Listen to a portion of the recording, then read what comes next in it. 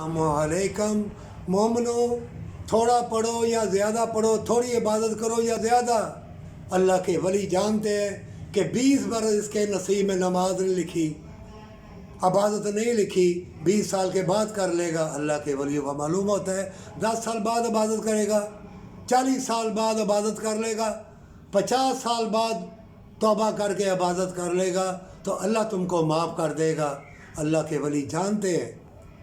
ये जो आलम दीन डराते हैं या थोड़ा इल्म वाले, इतनी नमाज़ें नहीं पढ़ी तो ये होगा, इतनी नेकी करी नहीं ये होगा, तूने कुरान की ये आयत नहीं पढ़ी तो ये होगा, सब गलत है। ऐ मोमिनो, कभी ना डरना, अल्लाह सच्ची तौबा के साथ तुमको जन्नत का इनाम देगा।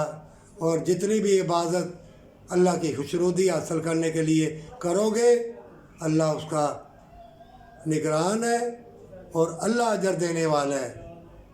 चंद मसले मसाइल दुनिया के जो इल्म वाले हैं, तुम डरना नहीं। खालिस जो आलम दीन है, खालिस बेहतरीन आलम दीन, वो तुमको कभी नहीं डराएगा। वो अल्लाह की रहमतें, अल्लाह की बरकतें, अल्लाह की फजीलतें एक एक नाम में रखी हुई हैं। करोड़ों साल की तुम्हारी ज़िंदगी ख़त्म हो जाएगी, अल्लाह का एक ही नाम सिद्के दिल से, उल्फत और प्यार से लिया हुआ अल्लाह की खुशनुदी हासिल करने के लिए तुम्हें जन्नत अल फरदौस में ले जाएगा। अल्लाह के वली को मालूम है कि इसकी तकदीर में इतने बरस नेकी नहीं लिखी, लेकिन ये 50 बरस का जब होगा तो नेकी के काम शुरू कर देगा।